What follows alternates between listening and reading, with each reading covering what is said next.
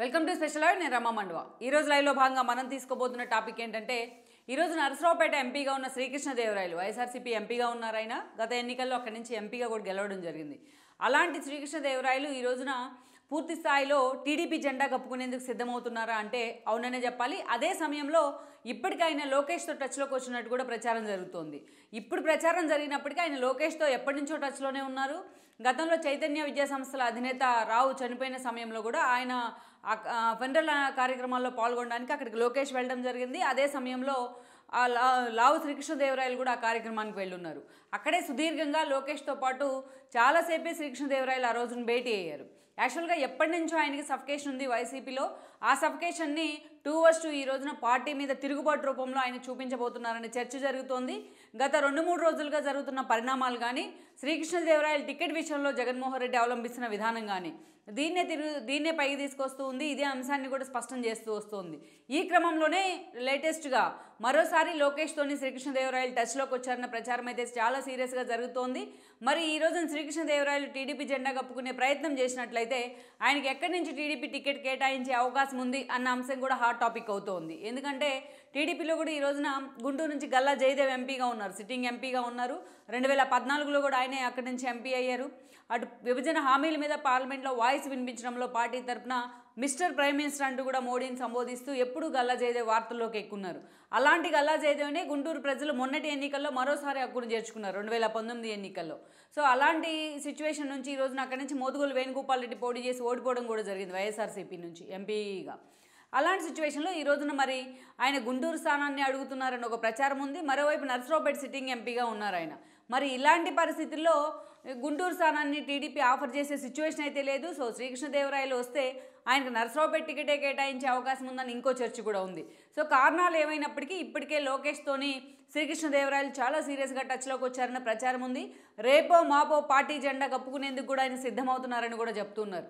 అయితే ఈ ప్రచారంలో వాస్తవం ఎంతో తెలుసుకోవాలంటే గత కొన్ని రోజులుగా శ్రీకృష్ణదేవరాయలు చుట్టూ కూడా వైసీపీలో జరుగుతున్న పరిణామాల గురించి మనం చెప్పుకోవాలి. ఈ విజ్ఞాన సంస్థల అధినేతగా ఎవరైతే లావు రత్తయ్య ఆయనకి ఎంతో పేరుంది. ఒక ఇండివిజువల్గా ఒక సోలో ఇమేజ్ని అయితే తన విద్యా సంస్థల ద్వారా ఆయన క్రియేట్ చేసుకోగలుగున్నారు. చాలా అతి సామాన్య కుటుంబం నుంచి వచ్చి విజ్ఞాన విద్యా సంస్థలు స్థాపించిన ఫౌండర్గా అధినేతగా అక్కడి నుంచి ఆయన తన సక్సెస్ జర్నీని అయితే స్టార్ట్ చేశారనుకోవాలి. సో ఆ జర్నీని అటు పొలిటికల్ టచ్ ఇచ్చే ప్రయత్నం కూడా చేశారు ఆ జర్నీకి. దానిలో భాగంగానే ఆయన గతంలో లక్ష్మీపార్వతి లాంటి వాళ్ళ వైపు ఎన్టీఆర్ టీడీపీ లాంటి పార్టీల వైపు కూడా ఆయన ఆకర్షితులు కూడా అయ్యారు. సో లక్ష్మీపార్వతితోని అటు ఎన్టీఆర్తోని కూడా అదే స్థాయిలో లావు రత్తయ్యకి సాన్నిహిత్యం ఉంది. ఆ తర్వాత చంద్రబాబు నాయుడుతో కూడా అదే సాన్నిహిత్యం ఉంటూ వచ్చింది. ఇక గతంలో విజ్ఞాన సంస్థల్లోనే అటు జూనియర్ ఎన్టీఆర్ ఫ్యామిలీతో ఉన్న సాన్నిహిత్యం కూడా ఆ తర్వాత రోజుల్లో హరికృష్ణ కొడుకైన ఎన్టీఆర్ కూడా విజ్ఞాన కాలేజీలోనే చదివిన పరిస్థితి ఉంది. ఆ స్థాయిలో ఆ ఫ్యామిలీతో ఒక బాండింగ్ అయితే ఉంది విజ్ఞాన రత్తయ్యకు. సో విజ్ఞాన్నే తన ఇంటి పేరుగా కూడా మార్చుకోగలిగారు ఆయన.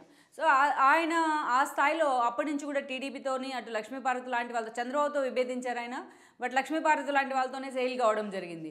పర్టికులర్లీ 2019 ఎన్నికల కంటే ముందుగా కొన్ని రోజులకు ముందుగానే జగన్మోహన్ రెడ్డిని జైలు నుంచి బయటకు వచ్చిన పరిస్థితులు, ఆ తర్వాత 2019 ఎన్నికల్లో ఎలాగైనా అధికారాన్ని చేపట్టాలనే ఒక అంచనాతో పాదయాత్రకు వెళ్తున్న పరిస్థితుల్లో ఆ రోజు లావు రత్తయ్య తన కొడుకుతో పాటు వచ్చి వైఎస్ఆర్సీపీ జెండా కప్పుకునే ప్రయత్నం చేశారు. అయితే 2019 ఎన్నికల్లో గుంటూరు ఎంపీ టికెట్ ఎవరికి అని చర్చ వచ్చినప్పుడు ముందుగా లావు రత్తయ్య ఆ ప్రపోజల్ లిస్టులోకి వచ్చున్నారు. బట్ యువతకి ప్రాధాన్యత ఇవ్వాలనే కోణంలో చూసినట్లయితే అటు లావు రత్తయ్య కూడా తన కొడుకు శ్రీకృష్ణదేవరాయల మీదే ఫోకస్ పెడతాం జరిగింది. ఈ క్రమంలోనే ఆఖరి నిమిషంలో శ్రీకృష్ణదేవరాయలకు అక్కడ గుంటూరు ఎంపీ టికెట్ ఖరారైంది వైఎస్ఆర్సీపీ నుంచి. రాష్ట్ర వ్యాప్తంగా చాలా చోట్ల జగన్మోహన్ రెడ్డి వేవ్ కనిపించినప్పటికీ పర్టికులర్లీ లావు శ్రీకృష్ణదేవరాయలు అంటే గుంటూరు పరిధిలో వాళ్ళ విద్యా సంస్థలు కూడా ఎక్కువగానే ఉన్నాయి. అక్కడ స్థానిక ప్రజలతో వాళ్ళు ఎక్కువగా అసోసియేషన్గా కూడా ఉన్నారు. అందుకే ఈజీగా గెలవగలిగారు ఆయన. వైఎస్ఆర్సీపీ వేవ్ ఒక యాడ్ అనే ఎలిమెంట్ అయి ఉండొచ్చు, but Jaganmohan Reddy charisma add అనే ఎలిమెంట్ అయి ఉండొచ్చు. బట్ సోలో ఇమేజ్తో కూడా ఆ రోజున శ్రీకృష్ణదేవరాయలు తొలిసారి ఆయన మొట్టమొదటిసారి రాజకీయ అరంగేట్రం చేసి మొదటి అటెంప్ట్లోనే ఎంపీగా కూడా గెలవడం జరిగింది వైఎస్ఆర్సీపీ నుంచి. సో గెలిచిన దాకా ఒక లెక్క, గెలిచిన తర్వాత నుంచి పార్టీ అధికారంలోకి వచ్చిన తర్వాత నుంచి మరొక లెక్క అన్నట్టుగా ఆయనకు అక్కడ ప్రతికూల పరిస్థితులు ఎదురవుతూ వస్తున్నాయి. ఆయన ఎంపీగా చాలా సౌమ్యుడనే పేరుంది శ్రీకృష్ణదేవరాయలకు. ఎక్కడ వివాదాల్లోకి వెళ్ళడనే ఒక పేరు కూడా ఉంది ఆయన మీద. అలాంటి శ్రీకృష్ణదేవరాయలను ఉద్దేశిస్తూ స్థానికంగా మంత్రిగా ఉన్న విడుదల రజని ఆమె గత ఎన్నికల్లో చిలకలూరుపేట నుంచి గెలిచారు. అంతకంటే ముందుగా ఆమె టీడీపీ నుంచే రాజకీయ అరంగేట్రం చేశారు. పుల్లారావు లాంటి వాళ్ళ శిష్యరికంలో ఆమె రాజకీయాల్లో కూడా ఎంట్రీ ఇచ్చున్నారు. ఆ తర్వాత రోజుల్లో తీరా ఎన్నికల సమయంలో వైఎస్ఆర్సీపీలోకి వెళ్ళారు ఆవిడ. సో చిలుకలూరుపేట నుంచి పుల్లారావును ఓడించి ఆమె ఎమ్మెల్యే కావడం జరిగింది. మంత్రివర్గాన్ని పునర్వ్యవస్థీకరిస్తున్న సమయంలోనే జగన్మోహన్ రెడ్డి ఆమెకు ఆరోగ్య శాఖ మంత్రిగా అతి కీలకమైన బాధ్యతలు కూడా ఇచ్చున్నారు. సో అలాంటి విడుదల రజని తాను ఎమ్మెల్యేగా ఉన్నప్పుడే ఒక ఆధిపత్య పోరైతే మిగతా నేతలతో, తాను మంత్రి అయిన తర్వాత వీళ్ళెవరిని కూడా లక్ష్య పెట్టని పరిస్థితి ఉంది. అటు ఎమ్మెల్సీగా ఉన్న మర్రి రాజశేఖర్ మొదలుకొని ఇటు ఎంపీగా ఉన్న శ్రీకృష్ణదేవరాయలతో కూడా ఆమెకి డే 1 నుంచి కూడా ఆధిపత్య పోరుంది. అనేక సార్లు ప్రోటోకాల్ పాటించకుండా ఎంపీని పలు కార్యక్రమాల్లో ఎక్కడ ఇన్వాల్వ్ చేయకుండా ఆమె వ్యవహరించిన తీరు విమర్శలకు కూడా కారణమైంది. కోటప్పకొండ లాంటి అంశాల్లో చాలాసార్లు అటు శ్రీకృష్ణదేవరాయల వర్గానికి విడుదల రజనీ వర్గానికి మధ్య ఒక నెగోషియేషన్ కూడా నడిచిన పరిస్థితి ఉంది. అలా ఎక్కడా కూడా శ్రీకృష్ణదేవరాయలకి ప్రయారిటీ ఇవ్వకుండా ఆమె వ్యవహరిస్తున్న తీరైతే మాత్రం పార్టీలో కూడా అనేక అనుమానాలకు తావిచ్చింది. విజయసాయిరెడ్డి లాంటి వాళ్ళు చిలుకలూరుపేట రివ్యూలో భాగంగా ఇటీవలే విడుదల రజనీ మీద టార్గెట్ చేస్తూ ఆమె మీద చాలా సీరియస్ కూడా అవడం జరిగింది. ఈ పరిణామాలు జరిగిన కొద్ది రోజులకే విడుదల రజనీని ఈ రోజున చిలుకలూరుపేట నుంచి గుంటూరు వెస్ట్కి ఆమెను అక్కడికి పంపిస్తూ కూడా జగన్మోహన్ రెడ్డి కీలక నిర్ణయం తీసుకున్నారు. లోకల్గా ఒక రాజేష్ నాయుడు అనే వ్యక్తిని అక్కడ ఎమ్మెల్యే అభ్యర్థిగా కూడా జగన్మోహన్ రెడ్డి అనౌన్స్ చేస్తున్నారు. సో కారణాలు ఏమైనప్పటికీ కూడా ఈరోజు అలాంటి ఒక చర్య జగన్మోహన్ రెడ్డి తీసుకున్నప్పటికీ బట్ శ్రీకృష్ణదేవరాయలు మాత్రం డే 1 నుంచి సఫికేషన్గా ఎదురవుతున్నారు. విడుదల రజనీ లాంటి ఒక ఎమ్మెల్యే, ఒక మంత్రి, ఎంపీని తన అవమానిస్తున్నా ఎన్నోసార్లు ఈ విషయాన్ని అటు సజ్జలకు కానీ ఇటు పార్టీ అధినేత ఎవరైతే జగన్మోహన్ రెడ్డికి కానీ సీఎం పేషీకి ఎన్నోసార్లు తీసుకెళ్ళినా బట్ ఆ ఇష్యూని ఇప్పటిదాకా సార్ట్ అవుట్ చేయలేదనే ఒక అవమానం, ఒక హ్యూమిలేషన్ అయితే శ్రీకృష్ణదేవరాయల్లో ఉంది. ఇక ఇదే సమయంలో మనం చూసినట్లయితే ఇంకోసారి వైఎస్ఆర్సీపీ నుంచి పోటీ చేసినట్లయితే తనకి ఇట్లాగే ప్రతికూల పరిస్థితులు ఎదురవుతాయన్న అంచనాలో కూడా శ్రీకృష్ణదేవరాయలు ఉన్నారు. ఇటీవలే చైతన్య విద్యా సంస్థల అధినేత ఎస్ రావు చనిపోయిన క్రమంలో అక్కడికి లోకేష్ వెళ్ళడం జరిగింది. ఈ క్రమంలోనే ఆయన కూడా వెళ్ళున్నారు, శ్రీకృష్ణదేవరాయలు కూడా వాళ్ళకున్న పరిచయాల దృష్ట్యా. అక్కడే లోకేష్తో సుదీర్ఘంగా శ్రీకృష్ణదేవరాయలు కూడా భేటీ అయ్యారు. అప్పట్లోనే ఆయన టీడీపీలోకి వెళ్ళబోతున్నారన్న ప్రచారం కూడా జరిగింది. ఈవెన్ అటు టీడీపీ ఎంపీలతో కూడా శ్రీకృష్ణదేవరాయలు చాలా క్లోజ్ అసోసియేట్తో ఉంటారు ఢిల్లీ స్థాయిలో, అదేవిధంగా అటు పార్లమెంట్లో కూడా. ఇక అనేకసార్లు చంద్రబాబు నాయుడు ఢిల్లీ వెళ్ళిన సమయంలో కూడా శ్రీకృష్ణదేవరాయలు ఆయనతో కనిపించడం కూడా ఒక వార్తల్లోకి ఎక్కిన అంశంగా మారింది. సో ఇలాంటివన్నీ కూడా 2-2 టీడీపీ వైపు శ్రీకృష్ణదేవరాయలు వెళ్తున్నారన్న అంచనా అయితే ఎప్పటి నుంచో ఉంది.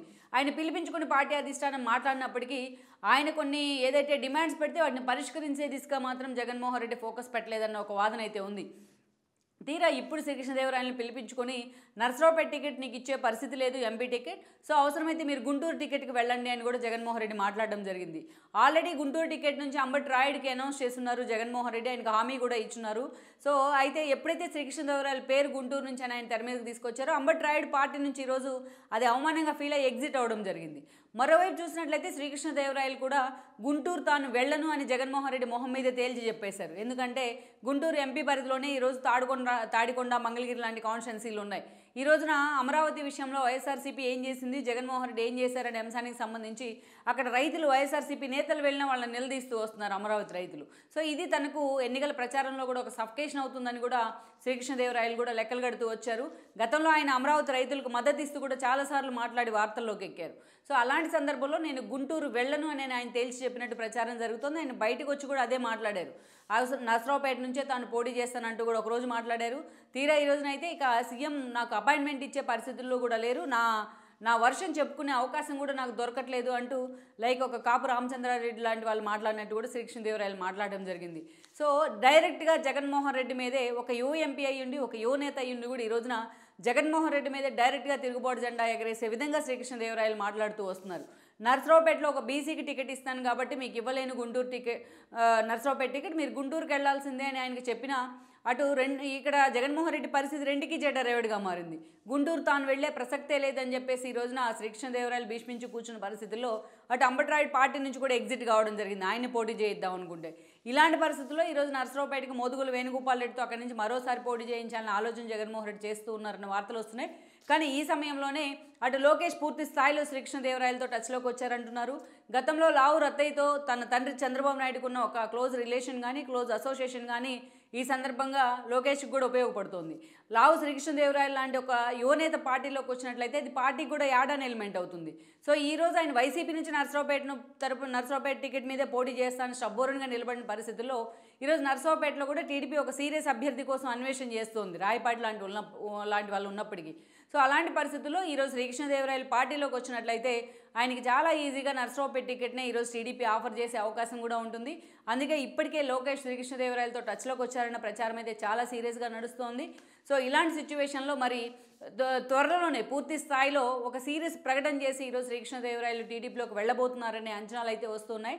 లెట్స్ సీ ఓవరాల్గా ఈ పరిణామాలు అటు నర్సరావుపేటలో కానీ ఇటు గుంటూరులో కానీ వైఎస్ఆర్సీపీ భవిష్యత్తును ఏ మలుపు తిప్పబోతున్నాయి, అదేవిధంగా లావు శ్రీకృష్ణదేవరాయలు ఎలాంటి స్టాండ్ తీసుకోబోతున్నారు అటు టీడీపీ విషయంలో, సో లోకేష్ అతనికి నిజంగా ఎలాంటి ఆఫర్ ఇవ్వబోతున్నారనే అంశం కూడా మరికొద్ది రోజుల్లో తేలిపోబోతోంది. ఈ వీడియో మీకు నచ్చినట్లయితే please share, like and subscribe R24 Telugu.